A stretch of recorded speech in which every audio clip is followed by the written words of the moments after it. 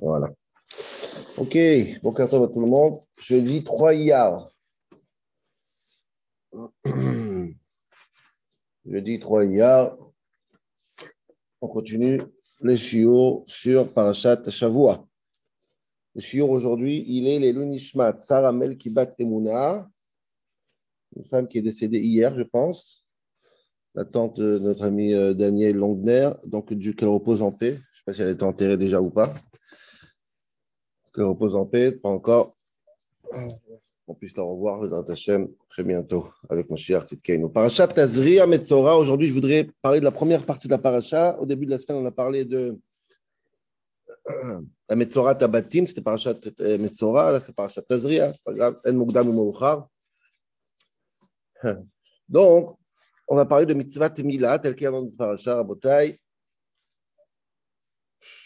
Voilà, Bezrat Hashem. On peut être bien. On y va. Parashat Tazria, au début de la paracha, il y a écrit comme ça: Daber el Bnei Israël, les morts, Isha ki Tazria veyalda Zachar, une femme qui va avoir un enfant, elle va accoucher d'un garçon. Betama'a Shivat Yamim, elle sera impure pendant 7 jours. Okay? Ne comparez pas avec la situation de la femme aujourd'hui dans le monde moderne, qui est impure beaucoup plus de temps. On parle du principe de la Torah, c'est 7 jours. Au 8e jour, elle va au mikvé le 7e jour, elle est déjà permis à son mari déjà. Qui met une nida devota titma. Donc il y a une nida de 7 jours et ensuite elle est à or. Le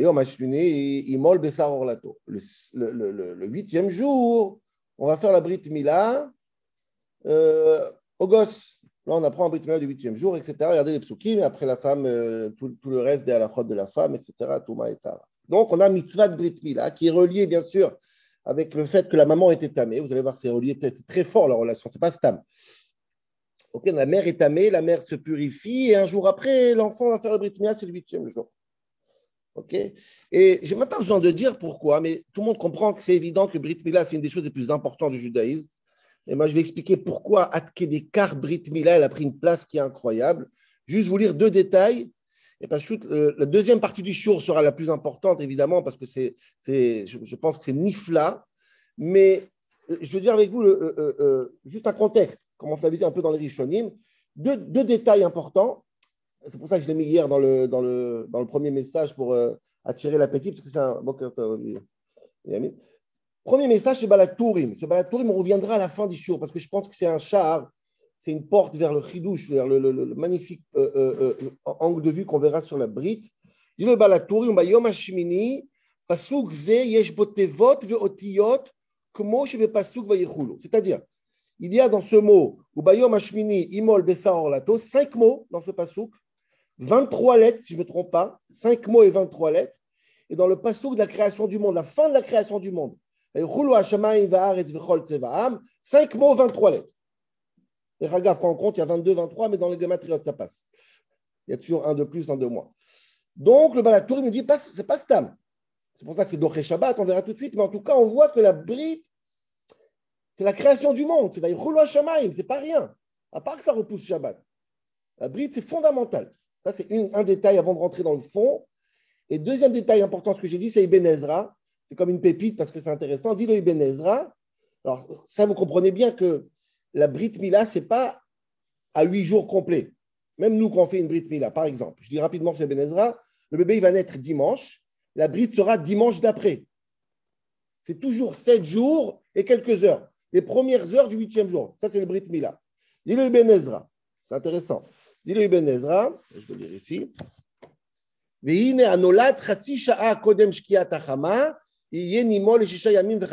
intéressant. Si le bébé il va naître dimanche, quelques heures avant la shkia du soir, donc ce n'est pas 7 jours et quelques heures, c'est 6 jours et quelques heures la Brit Mila. Si vous comptez vraiment en 24 heures, la Brit Mila sera 6 jours après la naissance et quelques heures. C'est simple. Il naît dimanche, disons la shkia c'est à 8 heures du soir, il naît dimanche à 19h30. Il refera la bride donc dimanche. Donc, combien de jours on avait en vérité? 6 jours et les quelques heures. C'est intéressant sur le chiffre 8. Je ne vais pas m'arrêter sur ça, mais c'est-à-dire qu'un enfant, il va naître, c'est jamais 8 jours complets. C'est toujours 8 jours dans le schéma Torah. Ça veut dire c'est dimanche, lundi, mardi. En tout cas, bref, en 24 heures, on a 6 jours et quelques heures. Bref, c'est juste une pépite. OK, on y va, on rentre. Donc, Quoi qu'il en soit, comme dit le Baal HaTurim, la Brit Mila est fondamentale. Maintenant, avant de rentrer dans le cœur, ce que je vais rentrer avec vous aujourd'hui, je voudrais poser une question. Une question. Pourquoi on fait la Brit? Pourquoi on fait une Brit Mila? Est-ce qu'il y a une raison qu'on fait une Brit Mila? C'est une question. Alors, c'est intéressant que chez Avraham Avinu, on verra tout de suite Avraham Avinu aussi, Akadosh Baruch Hu lui dit, Italech lefanaï ve'yeh tamim, marche avec moi et sois tamim, sois intègre. Dit le Ibn Ezra encore une fois, chez l'Otishal lama amila. C'est quoi l'intégrité? De ne pas poser la question pourquoi la Brit. Chez Avraham Avinu, peut-être c'est pas chez nous comme ça, nous on pose poser la question. Mais chez Avraham, c'est quoi Avraham qui intègre? Tout ce qu'il a fait, les épreuves. Ne pas poser de questions sur la Brit. Est-ce que ça veut dire que nous aussi, on n'a pas posé cette question pareille? C'est possible. La Brit Mila, ça doit rester quelque chose qui est extraordinaire. Le chiffre 8, tout le monde connaît tout ça. Mais bref, en tout cas, j'aurais accepté le Ibn Ezra s'il serait le seul à parler. Le problème, c'est que tous les Rishonim en parlent. Tout le monde essaye de comprendre pourquoi la Brit. Donc forcément, il faut comprendre pourquoi la Brit. Et je vais vous dire 4-5 raisons dans les Rishonim. Et après, on va rentrer au cœur du sujet. C'est fondamental. C'est Nifla. Bémet Nifla. Mais à la fin, un petit ridouche, c'est bien. Top. Alors, on trouve chez les Rishonim plusieurs raisons pourquoi on fait la Brit Mila. Je vous fais la liste. Je voulais m'attarder plus, mais je ne veux pas rester sur une grignoter sur le ridouche de la fin. Donc, je vais essayer une mise rapide. Je vous donne les noms, il faut aller voir sur le texte. C'est très intéressant, il y a beaucoup de phrases et c'est très intéressant. Ramba Nachmanid, il dit sur le pasuk Ve'ata et beriti tishmo, Ramba Nachmanid, Ve'amru betam hamila. On a dit la raison, c'est quoi la raison de Brit Mila? Shesham zikaron be'ever ha'ta'ava, Rav hameuma ve'achet leval ishtamshu bo rak b'mitzvah v'mota. La Brit Mila, le membre de la Brit, c'est le membre de la faute. Donc, j'ai besoin de mettre un rappel. Cling. Chaque fois que tu regardes pour faire une avéra, il y a un rappel. Oh, attention, c'est Kadosh. C'est comme un signe distinctif pour te calmer. Comme ça, il dit le Radak aussi. C'est un signe qui est dans le corps pour te dissuader. Majorité d'Averot, ça se passe là-bas. Donc, il faut vraiment, pas seulement une affiche extérieure, une affiche gravée sur l'endroit lui-même. Chez Hiroto, il score. Comme Tzitzit, je pense qu'il dit là-bas, comme Tzitzit. Ou Iritem, Oto, vous regardez, vous vous rappelez, comme c'est lui qui dit Tzitzit, Filin, mais ça, c'est des signes extérieurs. Là, c'est un signe intérieur. Là, c'est le premier. Rabbeinu Yosef Bechor Shor. Lui, il dit Ve'etna briti beini ou beinir. Pourquoi il faut faire la brite? C'est intéressant. Chez Asimchotam bivsara liyot lesiman shataevedli. Il dit on est un peuple de serviteurs. Là, en général, comment ça marche les serviteurs? Ils sont tous frappés avec un tampon. Je suis le serviteur d'eux. Quand vous allez au marché de serviteurs, comme ça il dit, qui est derrière Avadim. Quand je me dis vous êtes mes serviteurs, boum, Glad Bet Yosef, c'est des tampons. Vous êtes mes serviteurs. Ok, c'est une bonne raison, mais pourquoi là-bas? On aurait pu faire sur le bras aussi. En tout cas, comme ça, il dit, il faut un signe, un tampon gravé pour dire, nous, c'est les serviteurs d'Akadosh Baruch Hu. Ça, c'est encore une raison de Brit Mila. Troisième raison, Rabotai, le Baal HaKedah. Il dit comme ça, c'est une raison de santé. Comment on dit le zera, la semence. La semence, elle peut rester, après une relation, elle peut rester sur le membre. Et après, ça fait des infections. Mais où ça reste sous la peau de la orla. S'il n'y a pas d'orla, alors ça se nettoie facilement. Mais quand il y a une orla, ça peut rester, ça fait des infections, c'est sakanat nefashot mamash. Alors tout le monde crie sur lui, mais dit, bon, on n'est pas un livre de médecin, c'est pas un livre de médecine. C'est pas normal, un truc pareil. Ça, lui dit, c'est quoi la preuve que c'est vrai cette idée que plein de harélim, plein de goïm, on leur fait faire ça beaucoup plus tard pour sauver les infections. Contre le cancer du prépuce. Donc, voilà, on entend ça aujourd'hui aussi. En tout cas, il est très critiqué parce que ce n'est pas ça la raison de la brite. Bon. Rambam Mamoré Nevuchim, et après on avance dans le cœur du sujet. Le Rambam dans le Guide des Égarés, lui, donne une autre raison très intéressante. Il dit, alors chacun peut-être sur le contexte historique de l'époque où il habitait, il y avait plein de goïms qui s'infiltraient dans la Keïla, dans le peuple juif, comme ça il dit le Rambam Mamoré Nevuchim, pour ou faire du mal au peuple juif de l'intérieur, ou profiter des intérêts que les juifs s'entraident entre eux. Quand tu es juif dans la Keïla, donc tu reçois Kimcha d'Episra avant Pessah, tu reçois des tzedakot. Donc les gens s'infiltraient. Alors si c'était facile de s'infiltrer, tout le monde s'infiltre. Mais quand il faut faire une brite à toi et tes enfants, tu réfléchis 2 fois avant de t'infiltrer. Là, c'est une raison, c'est marrant comme raison.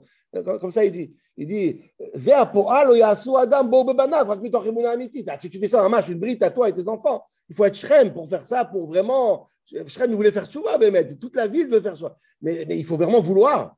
Et juste pour embêter un juif, il faut prendre les 100 euros de Kimra de Pisra, faire une brite à toute ta famille. Et je gvoul, on fait ça avec une émouna, il dit. C'est pas seulement une trace dans le bassar, dans ta chair, ou kvia, ou une brûlure. C'est mamash, une opération. Ok, ça va dissuader.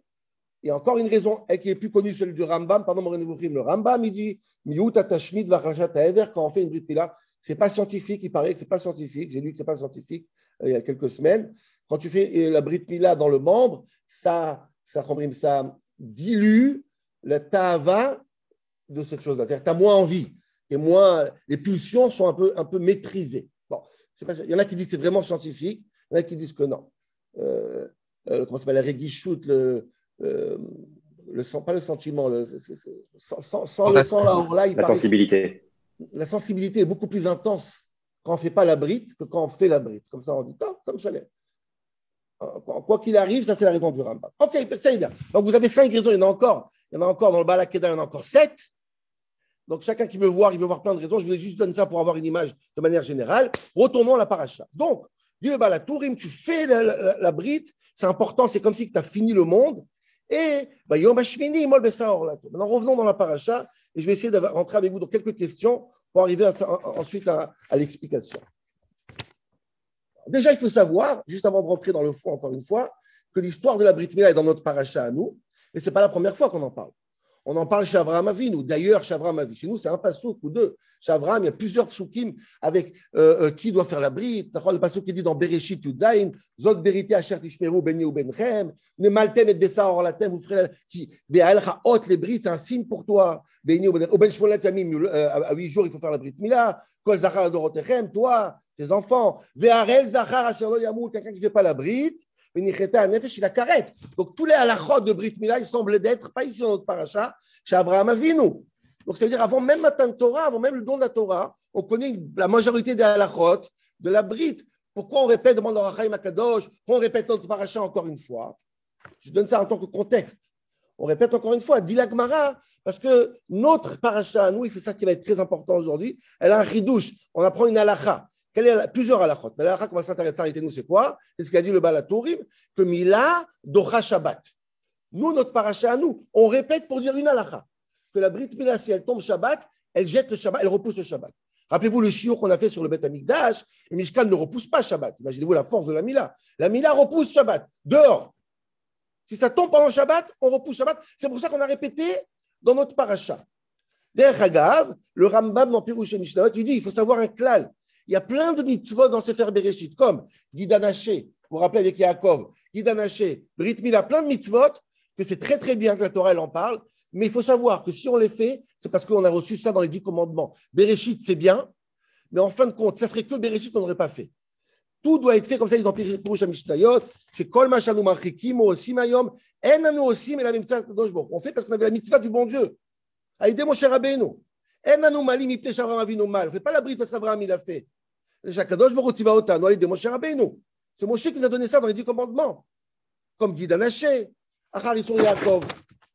Clairement, il y a écrit dans Bereshit qu'on arrête de manger le Guy Danaché. Ce n'est pas grave, on attend la Torah. Alors, tirez Macha Amrut, Ariad Mitzvot, Nemrulo Moshe Misinaï. Donc, notre paracha est très importante. Mais le chidouche de notre paracha, à part ça qu'elle vient après la don de la Torah, c'est qu'elle repousse Shabbat. Ça, on n'apprend pas d'Avraham Avinu. Derech Hagav, quand on fait la brite à notre fils, on dit, excuse-moi le Rambam, on dit, l'achniso bibrito chez l'Avraham Avinu. On fait la brite, on dit, je fais la brite à mon fils comme celle d'Avraham, comme si on n'écoute pas le Rambam. Mais ça ne change pas. C'est les deux en fait. C'est un autre chiour, mais en vérité, la brite, c'est les deux. C'est l'ancien et le nouveau. Ça, c'est une lien de Brit Mila. Nous, dans notre paracha, on reste à l'achat de Doché Shabbat, ça repousse Shabbat. Et ça, c'est le sujet. Il nous reste un petit quart d'heure pour dire qu'est-ce que ça veut dire que la Mila, elle repousse le Shabbat. Pourquoi? Il y a tellement de choses qui ne repoussent pas le Shabbat. Et je vais expliquer cette question. Vous allez voir, c'est hallucinant. J'ai trouvé une Gemara et un Midrash. J'ai du mal à le lire. Pourquoi la Mila, elle est tellement forte qu'elle repousse Shabbat? C'est bizarre. Très bizarre. Comment ça marche? Il y a dans le judaïsme 3 otot, 3 signes. Ça va être le sens du shiur, ça va être le signe hot. Hot, un signe entre nous et Kadosh Baruch Hu. Shabbat, Mila et Tfilin. Par exemple, les Tfilin qu'on met tous les matins, c'est aussi un hot, c'est un signe. Est-ce qu'on les met Shabbat? Non. Shabbat, comme c'est un signe beaucoup plus très fort, il repousse le hot de Tfilin. On ne va pas mettre 2 otot en même temps. ne peut pas mettre deux signes en même temps. Donc Shabbat repousse Tfilin. Alors pourquoi Mila non? Pourquoi Mila il repousse Shabbat? Qu'est-ce qu'il y a Mila de plus que Tfilin? Qu'est-ce qu'il y a la force de Mila qui repousse Shabbat? C'est intéressant. Deuxième question. On apprend une halakha que Mila repousse Shabbat. Alors, écoutez bien. Moi, je vous donne deux cas, par exemple, très intéressants que la Mila ne repousse pas Shabbat. Est-ce que tu veux me dire que Mila, c'est le 8e jour? Le 8e jour est très important. C'est vrai que chaque jour qui passe après la Mila, c'est carré tous les jours.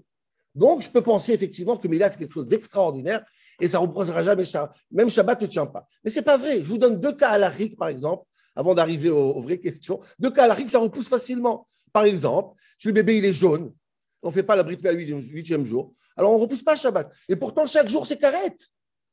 Pourquoi ça ne repousse pas si le bébé il était jaune? On est au 30e jour, ça tombe Shabbat. Le médecin dit c'est bon, là il peut faire. Non, c'est Shabbat, on attend un jour. Makara, c'est la même interdiction.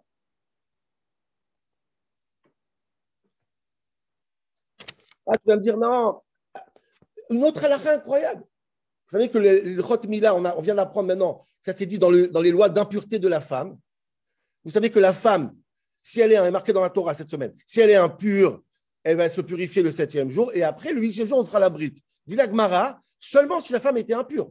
Si la femme n'a pas été impure, la brite Mila, ce n'est pas le 8e jour. Par exemple, l'histoire Kessari, une opération, une césarienne. Si le bébé est né par césarienne, la femme n'est pas impure.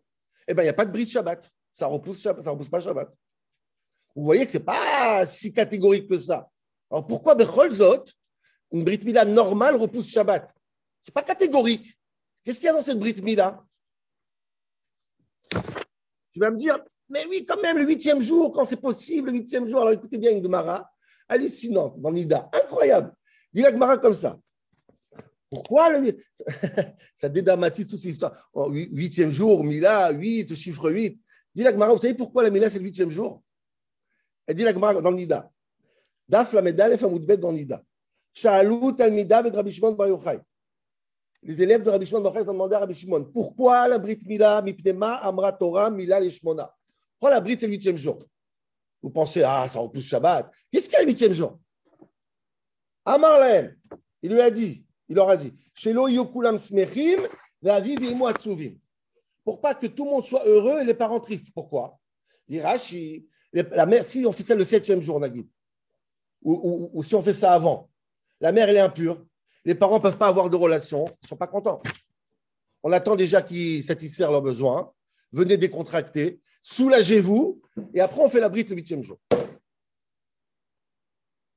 Ah, ça c'est un chiffre 8. Et ça repousse Shabbat.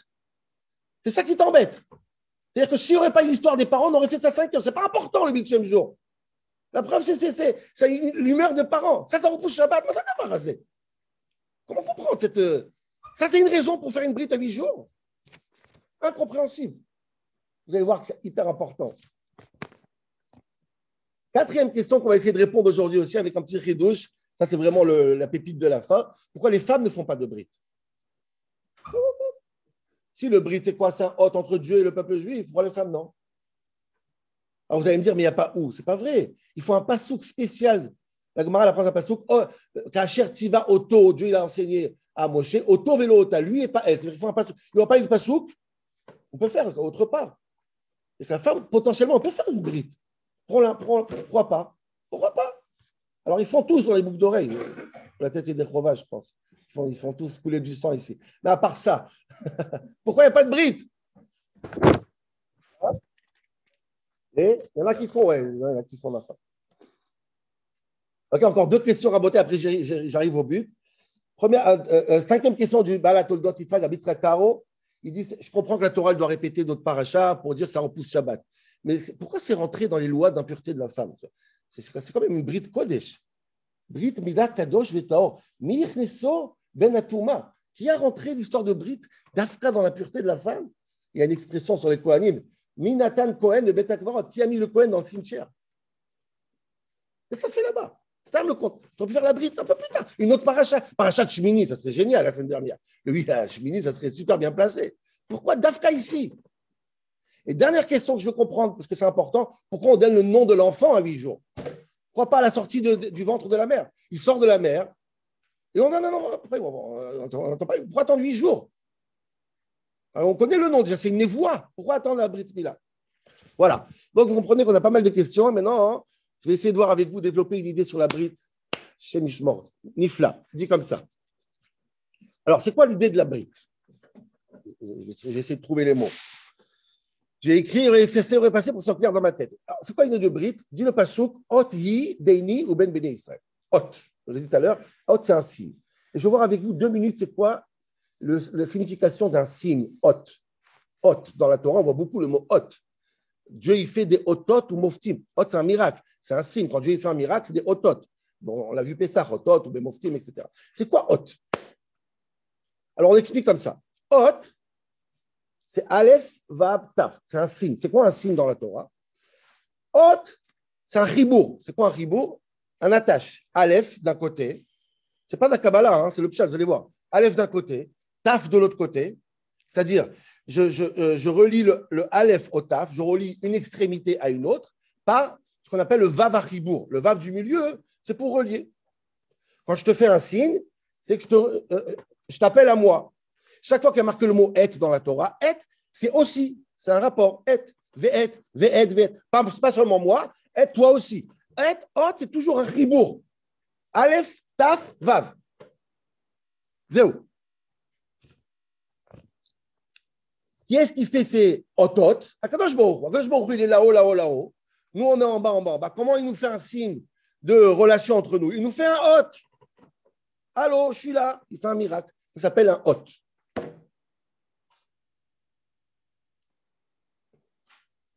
OK? Ça s'appelle hot. Pas seulement Akadosh Baruch Hu fait un hot, parce que nous, on dit très souvent, rappelez-vous que les miracles d'Akadosh Baruch Hu, c'est bien beau, mais ce n'est pas l'essentiel. Le prophète lui-même, il fait des hot. C'est quoi le rôle d'un prophète? Le rôle d'un prophète, c'est relier qui? Dieu et le peuple. C'est ça le prophète. Il ramène la parole de Dieu au peuple. Hot. Le prophète, les critères du prophète, c'est qu'il doit faire aussi un hot. Mais attention, c'est très dangereux. Quand tu relis une extrémité à l'autre, ça peut être un bon prophète, dit le Rambam, ça peut être un terrible prophète. C'est pour ça que la Torah elle dit dans Devarim, sur le passage. Dans Devarim, quand le prophète, il arrivera, il fera autant ou moftim. Fais attention, si le hôte du prophète, il t'amène à un Elohim Acherim, à un autre Dieu, ne l'écoute pas. Même s'il fait des miracles, même s'il arrive à te faire le hôte. Mais si c'est pour t'amener à un autre Dieu, ne l'écoute pas. Seulement si le prophète, il t'amène d'en bas à Kadosh Baruch Hu. Hôte, hôte. Vous comprenez? Ça, c'est hôte. Ribour. Ribour, ribour. Je n'ai pas le temps, j'aurais parlé de Matzmaou 2 secondes. Ouais, genre une seconde d'anecdote, moi, je n'aurais pas le temps. Si j'ai à la fin, j'ai le temps. OK? Ça, c'est le hôte. On écoutez bien. Ça, c'est dans les miracles. Akadosh Baruch Hu nous a fait beaucoup de choses de beaucoup plus concret. Qu'est-ce qu'il a fait? On s'appelle le peuple juif Israël. Yesh Shishim Ribo Otiyot la Torah. Ot, ça veut dire en hébreu aussi une lettre. Les lettres de la Torah, c'est quoi? C'est la manière pour nous de s'attacher à Dieu. Le Ot. Israël, Yesh Shishim Ribo Otiyot. Chaque juif, c'est un Ot. En vérité, pas besoin du miracle, pas besoin du prophète même. C'est quoi notre Ot à nous? C'est ce qu'on dit tout le temps. C'est Otiyot à Torah. Toute la Torah, c'est Otiyot, Otiyot. On doit prendre la Torah comme celui qui nous relie en bas, en haut. C'est magnifique. S'il manque une lettre dans la Torah, c'est plus cachère. Il faut être attaché à chaque lettre. Hot, hot, hot, hot, hot, yi, beini ou benchem. C'est un hot entre moi et vous. Hyper important. Maintenant, écoutez. Et il y a maintenant, si j'ai compris c'est quoi le mot hot, qui est le hot de la brite, il y a 3 niveaux maintenant. 3 niveaux d'attachement entre le bas et le haut. Tfilin, Shabbat, Mila. Tfilin, c'est un hôte. Le passouk le dit. Quand je mets les tfilin, je suis aussi attaché avec les Kadosh Baruch Hu, vers Okolamaret, qu'on est les Gmarot, etc. C'est très bien ce hôte de tfilin. Le problème, c'est quoi? 1, c'est que la main, physiquement. Et 2, je peux enlever les tfilin. Je peux oublier de mettre le tfilin. Donc, c'est un hôte chitzoni, un hôte extérieur, qui est très bien, mais qui est chitzoni. Il y en a qui ne mettent pas le tfilin toute leur vie. Donc. Après, vient un deuxième niveau, beaucoup plus fort, c'est Shabbat. Shabbat aussi, c'est un hôte. Quand on fait kiddush, on témoigne à Kadosh Baruch Hu, Shamayim Va'aretz. C'est aussi un hôte. Il y a beaucoup. Et Shabbat, il s'est installé dans une journée entière. Même si tu n'es pas un pratiquant, si tu ne fais rien pendant une demi-heure Shabbat, tu as fait Shabbat déjà. Puisque c'est interdit de faire des melachot Shabbat. Si je suis assis comme ça Shabbat pendant une demi-heure, c'est comme si tu as fait Shabbat. Donc, ça veut dire que c'est beaucoup plus ancré à l'intérieur de nous, le hôte de Shabbat. C'est vrai. Mais Il y en a qui ne font pas Shabbat. Tu peux transgresser le Shabbat aussi. C'est pour ça que Shabbat est plus fort que Tfilin et repousse Tfilin. Mais le troisième hot, Rabotai, c'est la Mila, c'est le plus grand des hotiot. C'est plus que les prophètes, plus que Shabbat, plus que Tfilin, plus que tout. Vous savez, c'est quoi? C'est hot Brit Kodesh.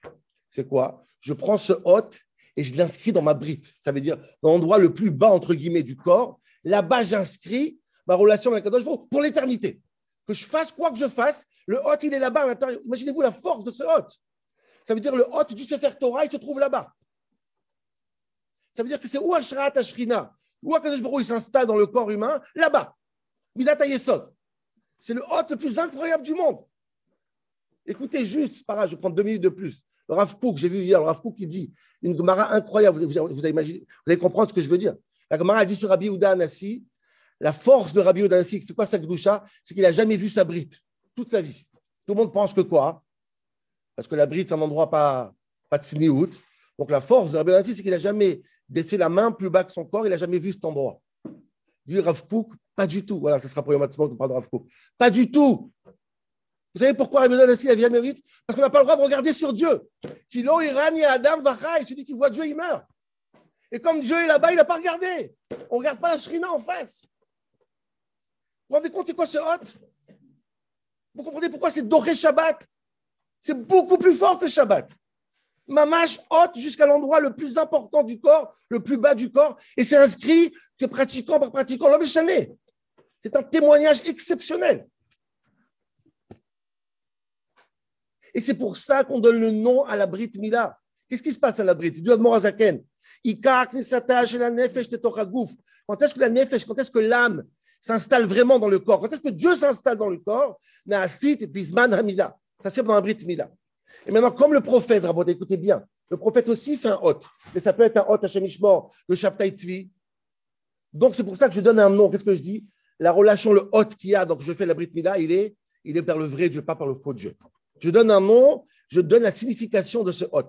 C'est le hot qui va chez Dieu et pas chez Shalom chez Elohim Acherim. C'est ça le nom qu'on donne aux Brits. Je dis, voilà, je te fais un hot maintenant. Comme le prophète aussi fait de hot, mais il y a 2 prophètes possibles. Notre Brit à nous, c'est Shmuel, c'est David, c'est Yitzhak et c'est Avraham. Ça, c'est ce qui se passe pendant la Brit. Et c'est pour ça que c'est Doré Shabbat. Dis le Balatourim, Bayom Hashmini Imol Besar Orlato, c'est quoi? C'est Briat Haolam.